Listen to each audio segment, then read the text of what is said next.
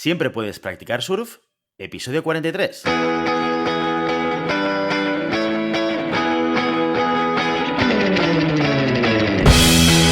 Bienvenido y bienvenida a Siempre puedes practicar surf, el podcast semanal sobre recursos humanos. Nos podrás encontrar en iVoox, Spotify y iTunes y en nuestra página web globalhumancon.com, donde también encontrarás más contenido en nuestro blog e información sobre nuestros servicios. Apúntate a nuestra newsletter y no te perderás nuestros webinars en directo o nuestras formaciones abiertas.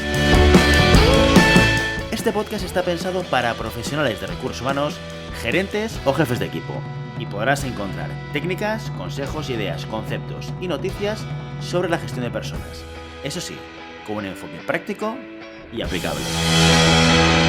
Yo soy Guillermo Cornet, presentador de este programa, y hoy tengo el placer de contar conmigo en este episodio número 43 con Ramón Íñiguez. Buenos días, Ramón.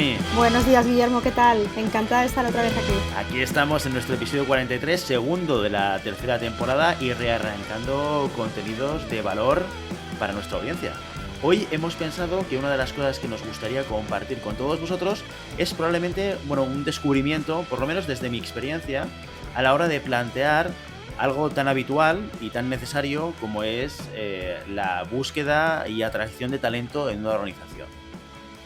¿Cuál es este punto que nos gustaría compartir con todos vosotros? Pues es básicamente la manera de repensar la manera que tenemos de poder plantear la búsqueda de talento, quizás y en determinados momentos, en determinados contextos y organizaciones, de una manera más eficiente. Sí, correcto. De hecho, es algo que nos planteamos muy al inicio, ¿no? de toda nuestra andadura un poco dentro del mundo de la consultoría. Pensamos un poco en cómo poder dar valor y cómo eran los procesos de selección para eso. Y lo que nos planteamos un poquito es que cómo se contrataba desde las empresas estos procesos de selección. Y lo que vimos es que normalmente, o lo más habitual, es que haya dos maneras de trabajar un proceso de selección. Una manera que es internamente, es decir, que desde dentro pues tienen un departamento de recursos humanos que absorbe absolutamente todo lo que es la selección de principio a fin, desde la búsqueda de candidatos hasta la validación de esos candidatos y la presentación a los managers que hay internamente en la empresa, ¿vale?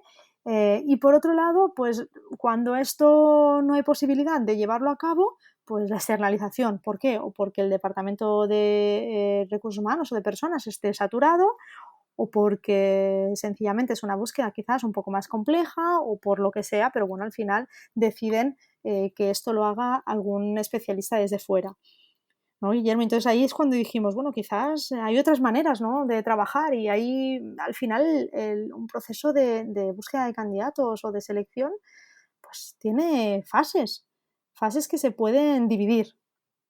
Y ahí es cuando hablamos un poco y dijimos, bueno, pues hay una primera fase en la que tenemos que encontrar candidatos, tenemos que buscarlos por todas las vías posibles, ¿no? Y ahí, ¿qué hacemos normalmente? Pues o publicamos la vacante y con suerte, pues ahí tenemos muy buenos candidatos y muy buenas candidatas. O si eso no sucede, lo que hacemos es hacer una búsqueda directa o ir a buscar personas que realmente estén interesadas. Eso es más la parte de research, ¿no?, de búsqueda.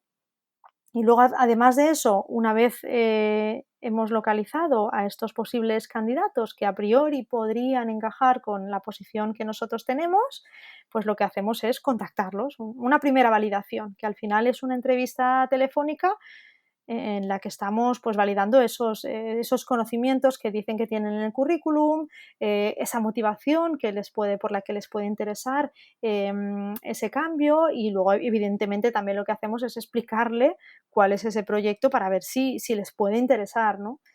Y después de eso, después de hacer esta primera validación, pues ya sí que entramos en más, pues vamos a entrevistarnos, vamos a conocernos, vamos a poner un poco en común pues cómo nos sentimos unos con otros, vamos a validar todos los temas más culturales, más competenciales, vamos a entrar en una entrevista muchísimo más en profundidad.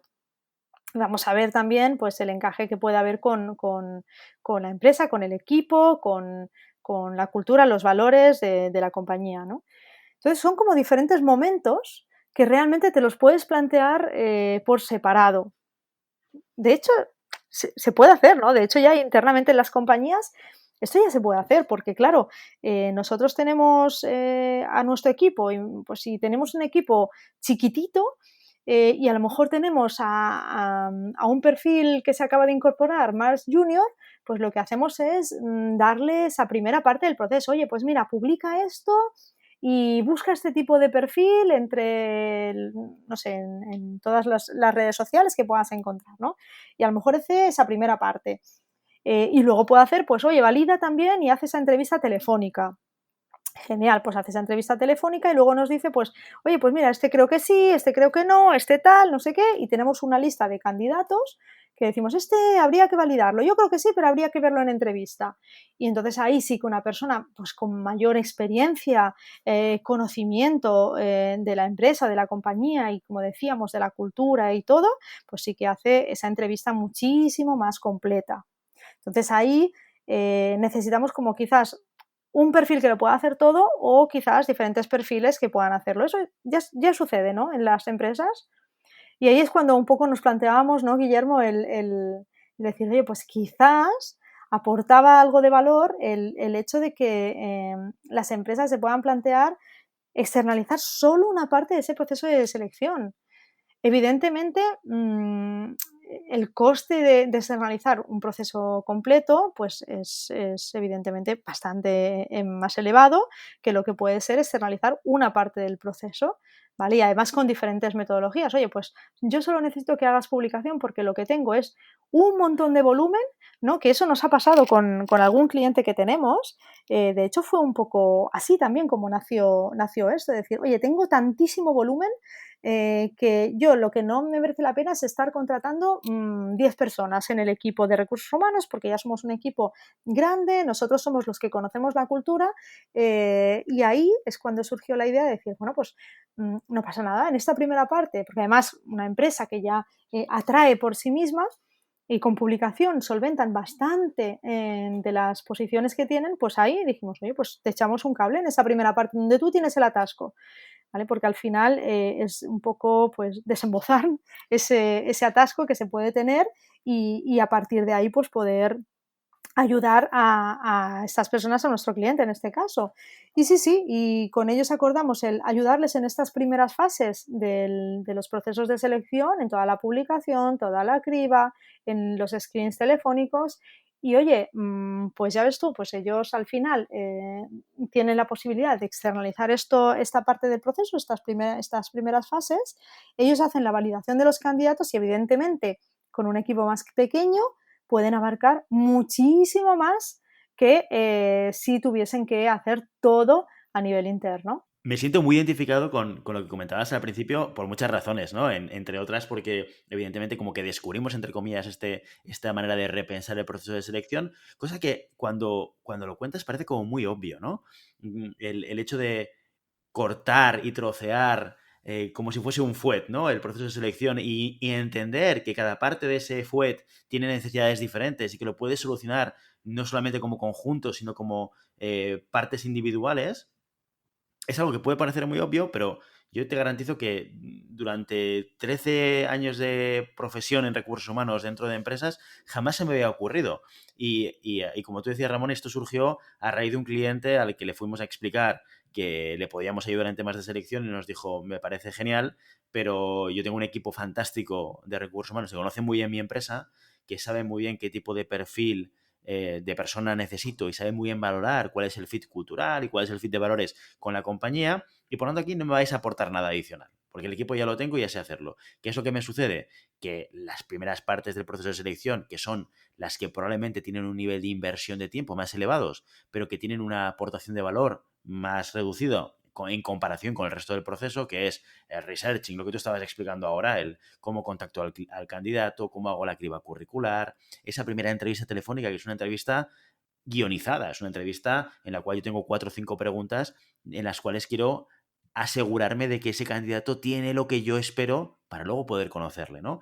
Y toda esa parte en la cual no necesitas a un gran experto de selección, una persona que te haga una entrevista muy profunda y que sea capaz de entender cuáles son las competencias de un candidato al que le está entrevistando, pues evidentemente tiene un valor necesario, porque tienes que pasar por ello para poder conocer y entrevistar a los candidatos, pero quizás puedes tener un tipo de perfil de persona diferente, con otro tipo de nivel de experiencia, que te puede solucionar perfectamente la papeleta de esta parte del FUET, como decía antes, ¿no? Y ser una de las cosas que al final en los negocios son súper importantes, que es ser eficiente en la inversión económica que tú estás haciendo. Al final todo se basa en recursos humanos y en todas las funciones en una compañía, en solucionar problemas para la organización, dar salida a las necesidades estratégicas de la compañía y gestionarla con una serie de recursos que, oye, por desgracia o por suerte, no lo sé, son limitados, lo que nos obliga un poco a redescubrir o a reinventar la manera que tenemos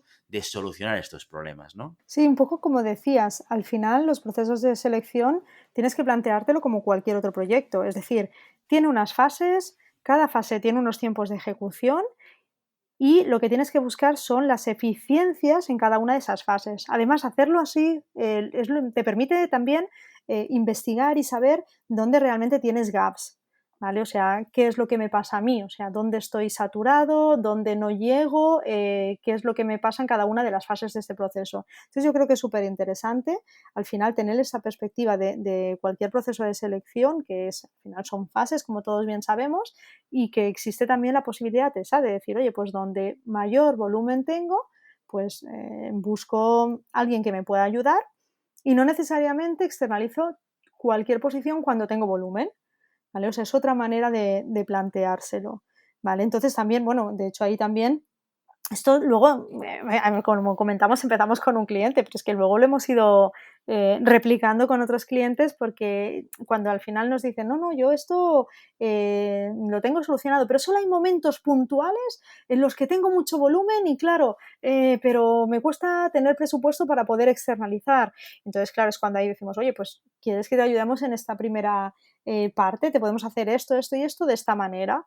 Y por ahora, la verdad que yo creo que podemos decir que con bastante éxito puede funcionar y está funcionando. Y al final trabajamos como una extensión, ¿no? Yo creo que al final es lo que importa cuando buscas externalizar una parte del proceso de selección, tiene que ser una extensión de ti, porque es tu marca empleadora. Tú tienes que mostrar una imagen, se tienen que hacer las cosas como a ti te gusta que se hagan y como demuestran que es tu cultura interna. Entonces, esto a través de cuando hacemos la selección, y esto ya lo hemos hablado en otras ocasiones, pues tenemos que demostrar quiénes somos como empresa y como marca empleadora y cuidar a las personas desde el minuto cero, ¿vale? Entonces, es importantísimo. Aquí hay una cosa que, conectado con esto, quiero también comentar, y es el hecho de que no pueda parecer o que nunca parezca que somos o que son dos empresas diferentes o dos personas diferentes las que están haciendo esto,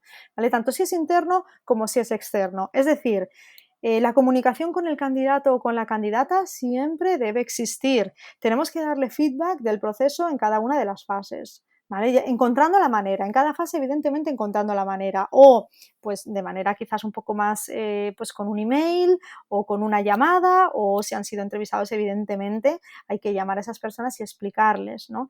Qué pasa con ellos. Entonces no hay que perder ese contacto.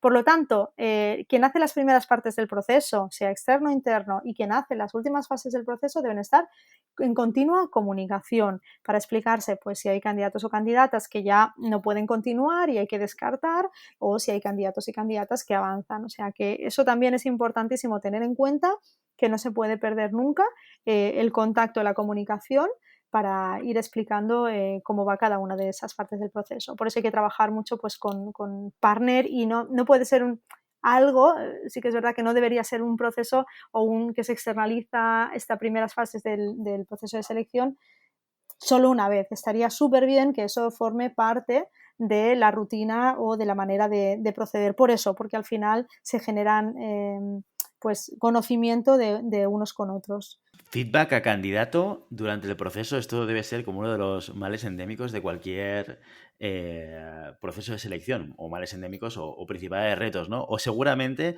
de aquellas cosas que más se critican en redes sociales sobre el trabajo que hacemos los headhunters o los profesionales de recursos humanos en el día a día. Pero yo creo que esto nos da para un episodio específico y concreto y desarrollar toda esa parte del candidate experience, ¿no? Ostras, pues sí, realmente sí. Y es verdad que no hago más que leer pues gente que escribe pues lo mal que se ha sentido durante el proceso o que se ha sentido abandonado, que no le han dado feedback. Y a veces me pasa, llamo a algún candidato y le digo, oye, que te llamaré para decirte algo. Me dice, ya, pero ¿me llamarás? Digo, que sí, que si te he dicho que te llamaré es porque te voy a llamar, si no, ¿porque te lo voy a decir? Y luego cuando le llamas te dicen, oye, muchísimas gracias por llamarme, aunque le llames para decirle, mira, lo siento, pero en esta ocasión no ha podido ser. Es que todo el mundo le agradece, lo que no queremos es nunca quedarnos a la expectativa. ¿Vale? Así que sí, daría para otro podcast con bastante contenido. Bueno, pues ya sabes, no puedes detener las olas, pero siempre puedes practicar surf. Y hasta aquí nuestro episodio de hoy. Como siempre, os queremos invitar a que os pongáis en contacto con nosotros, nos deis vuestra opinión y nos sugeráis si tenéis algún tema o tenéis alguna pregunta concreta. Lo podéis hacer a través de la página de contacto de globalhumancon.com/contacto o de las redes sociales. Estamos en Facebook, en Instagram, en Twitter, en LinkedIn, en las principales redes sociales. Todavía no en TikTok. Y si el contenido de este podcast te gusta, no te olvides de suscribirte, darnos 5 estrellas en iTunes y me gusta en iVoox o Spotify. Igualmente recuerda que puedes encontrar más contenido, noticias y recursos en nuestra web globalhumancon.com. Muchas gracias por todo, por tu tiempo, por tu atención, por tu interés en estos temas sobre gestión de personas. Nos escuchamos la semana que viene. Hasta entonces, ¡feliz semana!